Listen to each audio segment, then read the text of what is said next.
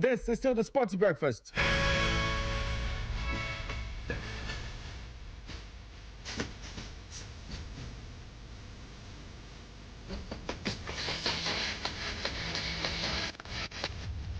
Sporty FM.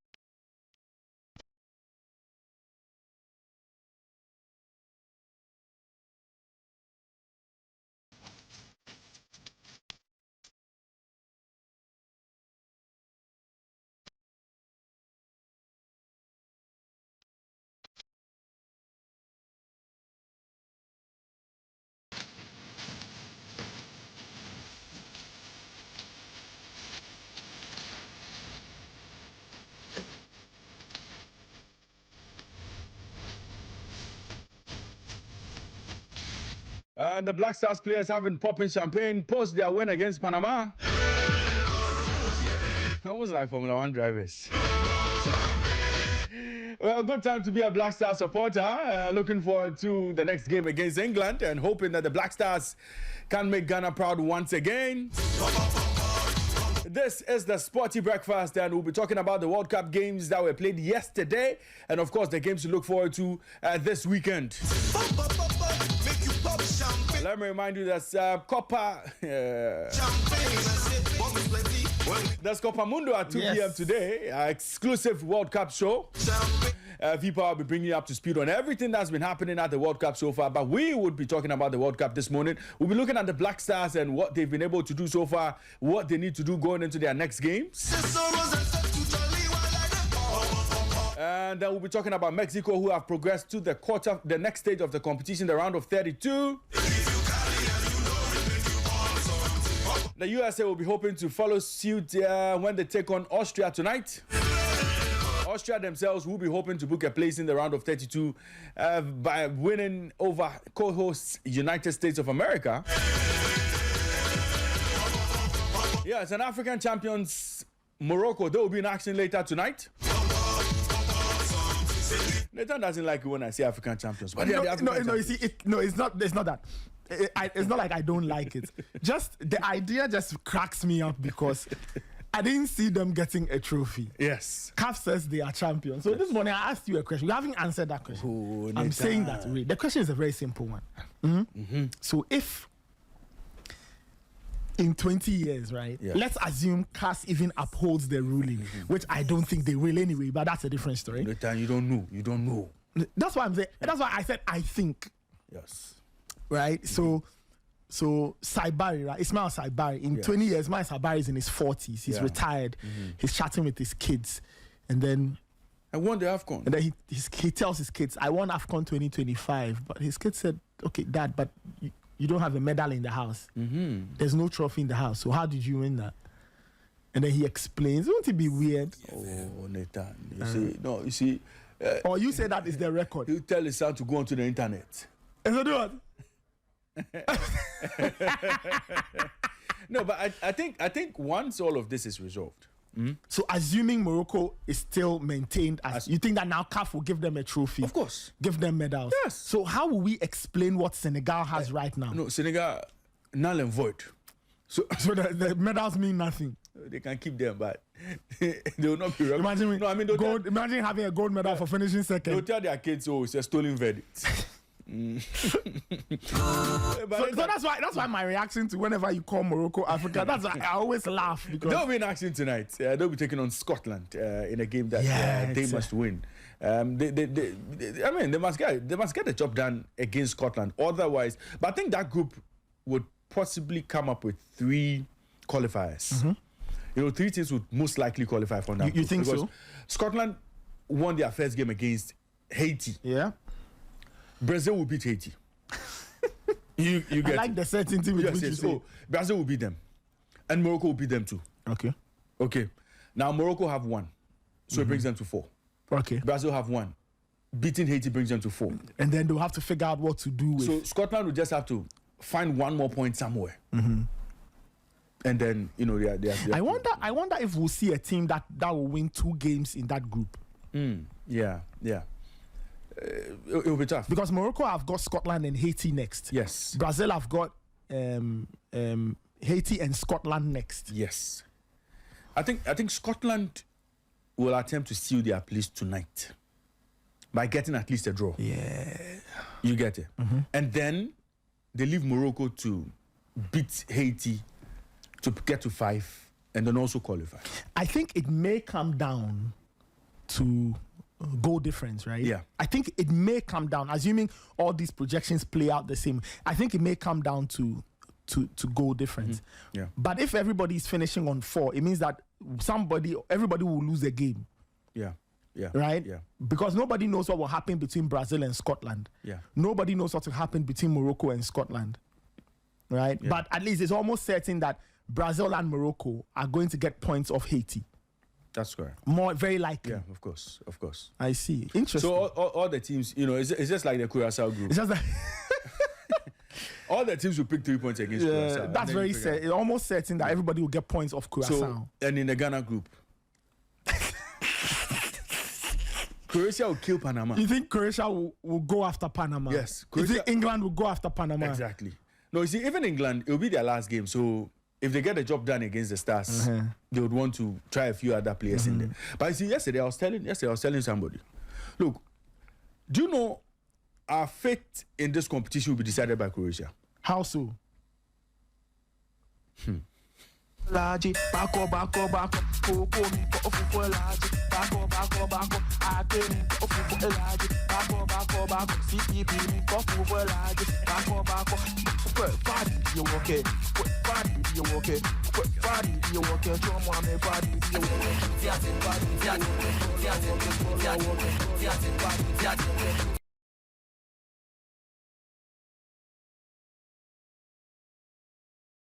Which song is it?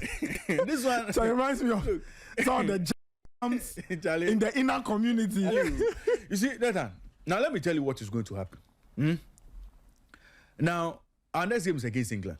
They'll beat us. Oh, Charlie. No, wait. On the law of averages, yes. No. On the law of averages, England have a better beat team. us. So, yeah. Croatia in their next game against Panama, they'll kill Panama. So now Croatia will be on 3. Correct. England will be on 6. Ghana will be on 3. Panama will be on 0. So the last round of games, England will play Panama. Whether they lose or they win, they'll go. As for England, whether they win that game or lose, I mean, they would have booked their place in the next stage. Now between us and Croatia, Okay. on 3 points. So you are saying that we are likely to go into the final group game On 3 points. against Croatia On 3 points. On 3 points. And Croatia would also be on 3 points by the time we get to the final round of games. Okay. So what we should be doing, so we have to go and do Penny Mami Show. You see, we possibly have to find a way to get Croatia and us to draw. I see. You get it. So Ghana and Croatia. So it means that our fate could hang on that Croatia Exactly. game. Now, if Croatia decide to play football, they'll beat us. You see? So you see what the challenge is. So by now, But you see, not getting a win against Panama would have been even more precarious. So as for getting the points, we had to get the points. We have the points. Okay, now we need to plot how to how we will do navigate. the job against Croatia, especially. You understand? If we get a draw against Croatia, We are the fine. Croatians will understand that, look, all of us will go through. So if we get we understand that 4 points will send 4 points will everybody send through. everybody through. So that is the Penima Michel. But if Croatia decide to be stubborn, They could cause problems. that's it. Because that's you see, what I'm saying. 3 points may not be enough. 3 points will not be enough. That's what I'm saying. Our fate hangs on that Croatia game. Who asked for England? Oh, let's forget about So wait, so let me ask you a question. So England beating Croatia, was it good news or bad news? Man is inconsequential. that would have even been worse. Assuming that game ended in a draw. Because both teams on 1. And then they win their next 2. 7-7. You get it? 7-7. Then they move away from them. So somebody winning that game was important. Okay. So now it gives us the game we should pay attention to is that Croatia game. A draw at least. We have to go and get something. As for this England, let's forget about this England. No, you understand? The Croatia game, that is where our fate hangs. And that is where we have to perform. If we go and do Pinimami Show, or if we would match them boot for boot, we have to figure it out. Because, because the 3 points there, they may not. So we need 1 more point. 1 more point. And that 1 point won't come in that England game. Kaish. That 3 won't come in that England game. You know what? Well, you know where England find themselves? England find themselves in a position where they think they are going to win the World Cup. So for them, every game is important. They don't want to waste time. So 2K says, look, our next game, let's wrap this thing up and start thinking about knockout stages. So that in the next game against Panama, I can play the Ivan Tony and go. Those small, I can play. You understand? I'll give my fringe players Trafford, very well. Change the back line. Harry Kane is relaxing on the bench. You understand? That's what he wants to do. So they would be very ruthless against us. Yeah. That's what we must understand. That's what serious teams do. Yeah. You win your first 2, quick. You wrap it up and then you move on. Yeah. That's what I'm saying. The most important game for us will be the game in Philly. But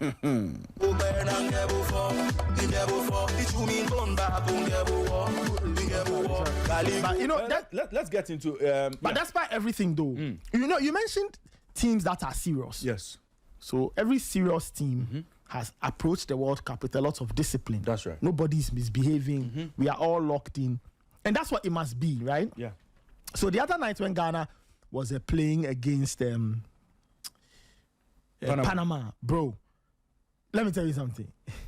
I was out eating sausage at around 1:30, 1:45. Bro, no man home on me, bro. After jumping up and I had to eat something. So I got myself sausage and a drink. Then I finished, I drank a little water. But as I was taking all of that, I remembered that sausage and this, they are all snack attacks. Yes. And that's what's happening because the people who are watching Uzbekistan v Colo, you are eating something and all of that. So I quickly remembered that even though I had to come back to the office, right, at 2 a.m. and prepare for and relax and take it easy for Thursday, I still had to, right, brush my teeth. And luckily, I had my Pepsodent World Cup limited edition with me. I had the antibacterial one, the red one, right? Yeah. Have you seen my unboxing video? Yeah. Have you seen the goodies in the box? Nice goodies. Yeah, super good. See me later. See you in Chambers. Yes. Thank you. You know that you are my brother. Yes. I'll give you something. Otherwise, I'll publish you. So, I use the antibacterial, right? Because we are fighting germs. We don't want germs to score, right?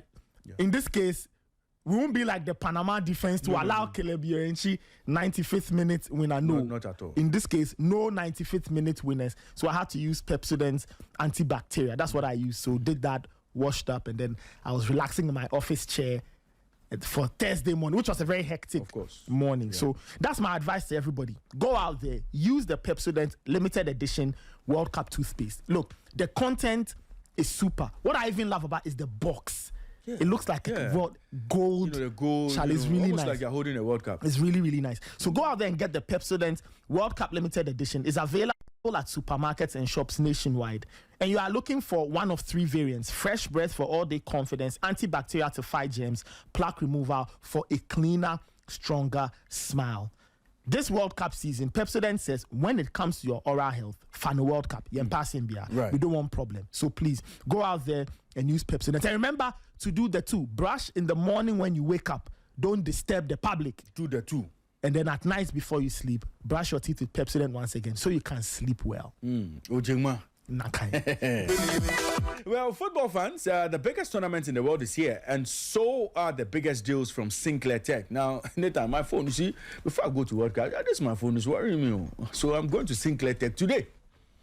I'm going to change my. I'm looking for an upgrade on my iPhone.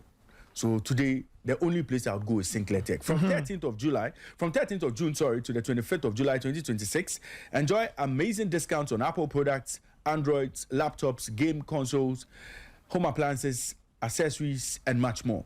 Looking to upgrade your iPhone or Android device? Get a new MacBook, grab a PlayStation, or refresh your home with quality appliances? This is the perfect time for you to shop and save. Visit Sinclair Tech today and take advantage of our special World Cup discount sales, quality products, unbeatable prices, and great customer service all in one place.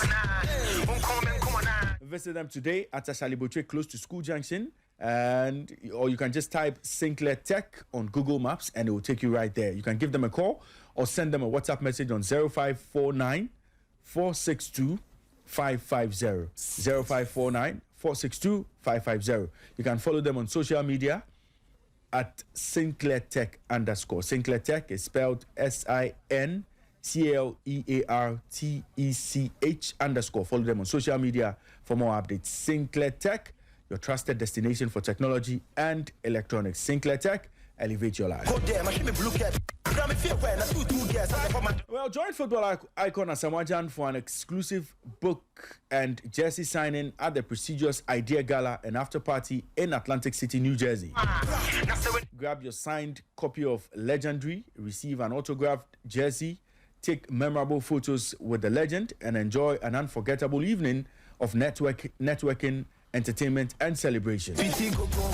Live performances by Samini and Kwabna.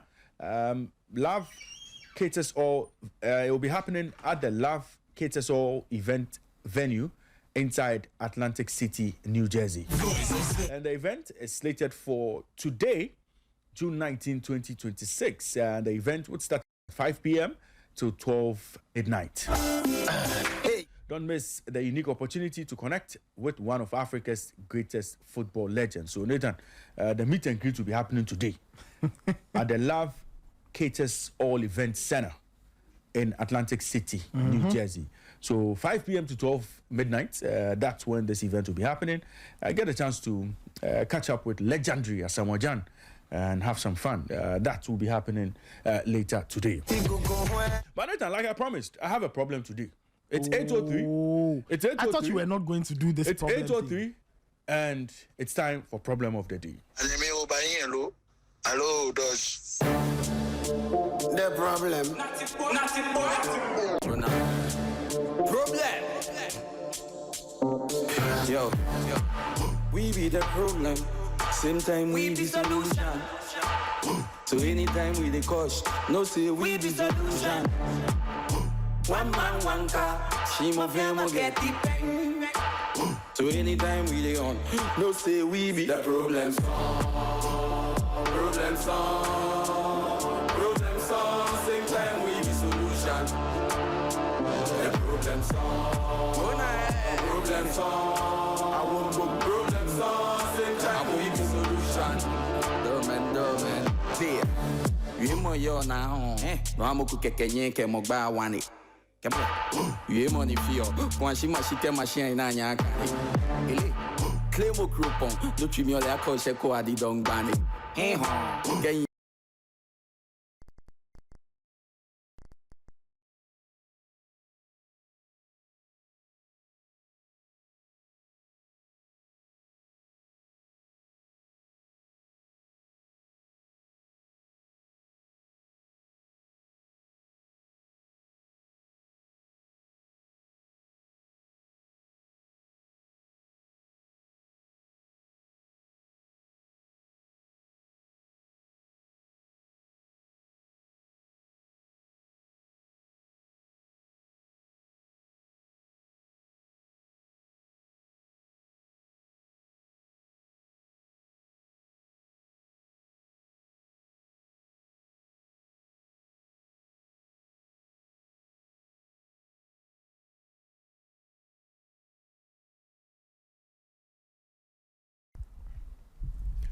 I have serious concerns about how Jordan Ayew, the captain of the senior national team, the Black Stars, is being disrespected, has been disrespected is constantly under attack from the good people of Ghana. Or some Ghanaians. Let me put it that way. The disrespect must stop. Let us stop disrespecting Jordan Ayew. It's too much. You see, Nathan, we are at the World Cup today because of Jordan Ayew's contribution to this team. We are at the World Cup today because of Jordan Ayew's 14 goals contribution. And when I talk about 14 goals contribution, it's goals and assists. It was 7 apiece. 7 goals, 7 assists during the qualifiers. Thanks to Jordan's brilliance, the 23 goals we scored in the run-up to the World Cup, he contributed 14. He made 14 crucial contributions in terms of goals and assists. Okay. 14 interventions in terms of goals and assists. Okay? That is the player we are talking about. Jordan Ayew led this team to the World Cup against all odds. When all of us thought after a shambolic AFCON qualification series, hope was lost, Jordan galvanized his team, led the team to the World Cup. That is Jordan Ayew. When Jordan was scoring goals, providing assists during the qualifiers, playing the same way we know him to play, we were singing his praises. Some of us even compared him to the likes of Lionel Messi. Who did it? Oh, there were statistics during the qualifiers that in terms of goals and assists, he had outdone Messi and co. True or false? Or he was there and about with Messi and the likes. I think I saw something like that. That was Jordan Ayew during the qualifiers. Nobody disrespected Jordan Ayew. Nobody told us that Jordan Ayew at the time didn't know how to play football. Nobody at the time told us that Jordan Ayew doesn't start at Leicester City and so he's not a good player. Nobody told us that. Look, we must understand one thing. Jordan Ayew, as captain of the team, embodies the soul and spirit of the team. He wears the crown as captain of this team. He carries the nation's expectations and hope. And we understand that the good people of Ghana would be expecting so much from him. Yes. But we must again understand that this game is a team sport. All the other parts would have to come together, dovetail perfectly, for you to have a well-oiled, a well-functioning team. We cannot go and play a game against Panama. A game where almost all the players fail to glitter. And then single out Jordan Ayew for criticism. Single out Jordan Ayew for insults, for abuse. Single out Jordan Ayew for all sorts of attacks.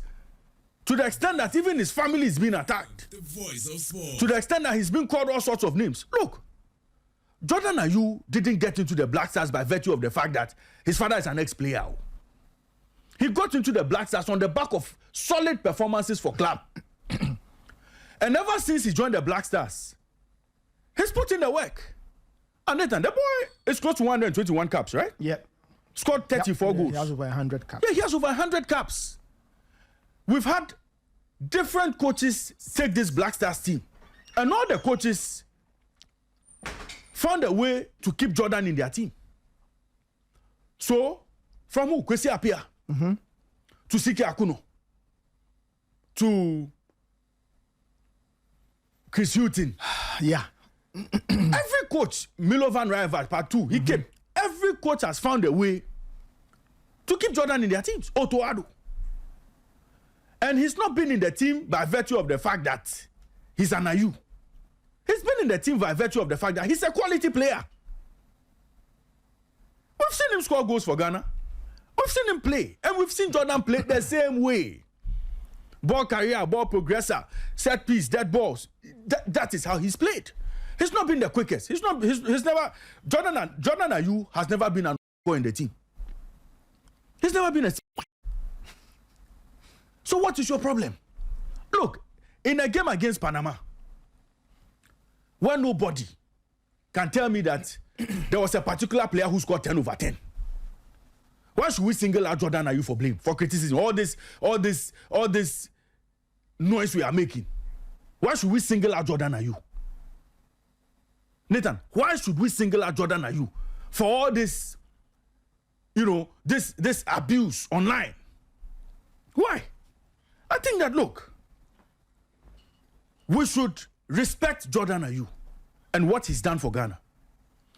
If we do not have any thanks to give him, let us not disrespect him in this manner. If we don't have any praises to sing of Jordan Ayew, let us keep quiet. But let us not try to run the player down the way we are doing. But for his mental toughness, all the abuse he has suffered playing for Ghana, I am sure this player would have decided to stop playing for Ghana long ago. But the player is mentally tough to the extent that despite all the things he's dealt with as a Black Stars player, he continues to make himself available for the national team. In this game against Panama, if you are concerned about Jordan playing 87 minutes, somebody is sitting on the bench taking lots of money to make a decision as to who plays and who doesn't play. The coach felt that in that game, Jordan Ayew was delivering his tactical instructions or was performing the role he wanted him to perform and left him on the pitch. What is your problem? You and I, what is our problem? If Carlos Queiroz allowed him to play 87 minutes, ask the man to take the decisions, ask the man paying attention to everything that is happening on the pitch, marking his players based on what he asked them to go and do. If the man is delivering for the coach, what is my business? Coming to suggest to coach that he should have taken a player out. Of course, he started doing the substitutions very early. If he felt the need, if he, Carlos Queiroz, felt the need to take Jordan off, he would have. So why? So now we've turned ourselves into coaches. Now telling Carlos Queiroz when to effect substitutions, when to take certain players out of the team. You see, let's not do this. Let's not do this. Jordan is Ghana's oldest player at the World Cup, and he's there for a reason. He's in the team for a reason. He's playing roles for the coach based on what the coach has seen him do in the past, and based on what the coach has seen him do in training, and based on the fact that the coach knows that this is my captain, and this is the player who must lead this team. How many captains have we had for Black Stars? How many captains have qualified us to the World Cup? How many? Stephen Appiah and who? And Dede and who? And Stephen Appiah. But Jan was captain when we qualified, right? 2014. No, 2014. Yeah, Jan was captain. Yeah, Jan wore the band. Yes, he wore the band. But how many? How many captains? We've had so many captains. How many of them have taken us to the World Cup? Put some respect on the name Jordan. Let's respect Jordan Ayew. You see, when we do things like this, all of us will go back to that Panama game and produce a list of the players who didn't perform. Really? No, Nathan, wait. We'll go back to that Panama game and start mentioning players who failed to glitter, players who failed to perform, but were given Man of the Man awards, players who flattered to deceive. We all saw them. Nathan, what did Kamadin play? What did Nyama play? What did Semenyo play? Okay? Those were offensive players. No, in fact, what did they do in that game that was so defining all through the 90 minutes, apart from that goal we scored? What happened? So, you see, let's not do this. If the entire team didn't work well to deliver the kind of performances we were looking for, let us talk about the team. Mention names, criticize who we want to criticize in a very respectful way, in a constructive way. But let us not resort to abuse. Let us not resort to disrespect. Almost as if the player has never been good for Ghana and doesn't even deserve to wear the Ghana shirt. Let's not do that. And that's what I'm saying. The disrespect that we've meted out to Jordan Ayew, let's stop it. He doesn't deserve that. All he wants to do, Nathan, so you are telling me Jordan goes into games to play in a way that Ghana would lose? I don't. Or to play in a way that Ghana will not win games? No. I mean, the win matters a lot to these guys. So I won't say that he wants Ghana to lose. Let's not do these things. But you see, all I will say is this: I get your point on the abuse, and I think that, as I said, I've seen some of the comments, and some of the comments are way over the top, right? People suggesting that, you know, in the team or Jordan makes the team because of his dad. I think those things are unfair and they are over the top. So if I were you, I won't pay attention to any of that, right? I won't pay attention to any of those comments. I think that the larger Ghanaian football populace wants the team to do well, right? We all want the same thing.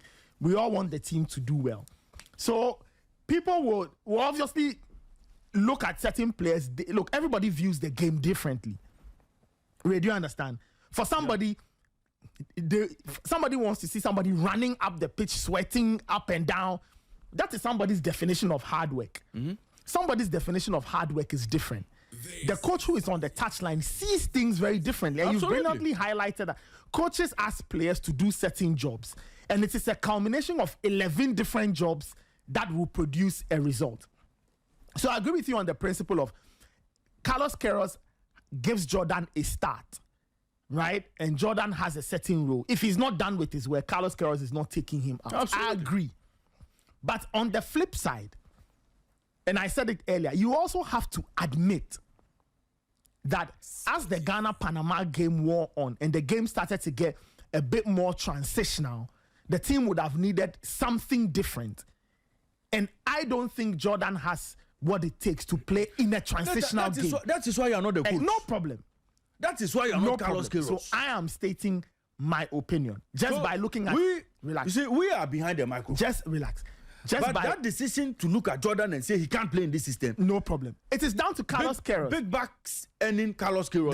That is no problem. So I'm here just stating my opinion and what I think. Just looking at the player, his attributes, pluses and negatives versus what I think this team can do. So Carlos Queiroz will make the decision. Ultimately, I always tell people, it comes down to the coach's call. We will all have an opinion. But I think it ends at that. As for extending it to insults and abuse, is needless. No. So I agree with you on that point. That is extremely needless. Why would you want to abuse a player because he didn't meet your expectation? We all have expectations of players. The players have expectations of themselves. Absolutely. So if you think a player hasn't performed well, granted. But on the flip side, you never know what Carlos Queiroz has asked somebody to do. You see, Nathan, let people understand that. But for Jordan Ayew, we wouldn't have been at this World Cup. Fair point. This World Cup that we are here celebrating, Ghana is at the World Cup, celebrating wins over Panama and co. But for Jordan Ayew, we wouldn't have been here. When Jordan Ayew went to war in Bamako, do you remember that Eric Shell game? Yeah. Even when we played Mali. I was in Japan. He went to war in Bamako. It was Jordan Ayew. Imota, correct me if I'm wrong. It was Jordan Ayew who won the game. Jordan Ayew was deciding crucial games. But that game, he didn't start, did he? Yes. That game, he didn't start. I remember. He came in. He came off the bench. Of course, Jordan played a critical role in. But for Jordan Ayew, we wouldn't have been at this World Cup. Let's respect the guy. He contributed 7 goals. Let us respect the player. I've seen all sorts of stats, and he lost 21. But look, Jordan was not the only player on the pitch. True. And all of us would admit, all of us around this table will admit that we didn't have a good game. No player had a good game. True. Persemenyo standards. No, is that his best game? No, he didn't have a good game. Penriame's game we saw against Wales, was that it? That was underwhelming. We know what Kamaldeen Sulemana can do. Is that what we saw? No. No, come on, let's not do this. Let's not do this. You see, I am against singling out Jordan Ayew and lambasting him all over the place. Okay, fair point. Let me go and hear something. Nathan, listen to something. Do you think Ghana can win the World Cup? I don't think so. Why? We don't use Jordan Ayew to win World Cup. Look. Why? Ray, why? Relax. What is this? Ray, what is this? Ray, listen. No, you can't use this World Cup that we have gone to. I keep telling you. Because of Jordan Ayew, we are there. I keep telling you that. We are there because of Jordan. Why are you even paying heed to some of these comments. No, you see, these players. Erando has been stopped in the street. No, Nathan, and the player has been. This person has been asked a question. Why are you? No, you see, Nathan, tearing your hair out? Nathan, I am concerned because look, yesterday, everything on social media was about Jordan Ayew. Right. What Jordan Ayew didn't do, nobody even mentioned any good thing Jordan did in the game. Now people are even questioning why he was supposed to come and take set pieces, why a striker is taking set pieces, why he's not in the box scoring. I keep telling you, do not fuss yourself over some of these comments. No, the disrespect is too much. And some of us must stand up for players like Jordan. Oh, tomorrow will be another player. Tomorrow, the UNG we are hailing today. He could have a bad game. And people will come after him. Absolutely. And will stand up for him too. Look, you see, and when you do these things, who will ask you? The UNG you are celebrating today, that suddenly is even a better player than all the players in the team. Where was he during the qualifiers? Okay, where was he? Brandon Thomas Asante. During the qualifiers, when we were going to war in Bamako, when we were going to play in Chad and Co. When we're moving to Morocco, when we're playing Central African Republic and the likes, where were they? No, but Ray, again. No, what I'm saying is that, look, Ray, you see, if you go on this tangent. Ray, if you say it that way, you make it look like they were asked to show up and they didn't show up. No, I'm saying they were simply not called. Very good. But somebody was called, carried the team on his shoulders, took us to the World Cup. By virtue of that, we've brought in some of these players to come and beef up the squad. You cannot disrespect Jordan because we've seen new boys. And suddenly the new boys should be the ones we hail, and then we run down the old boys who got us there. Let's not do that.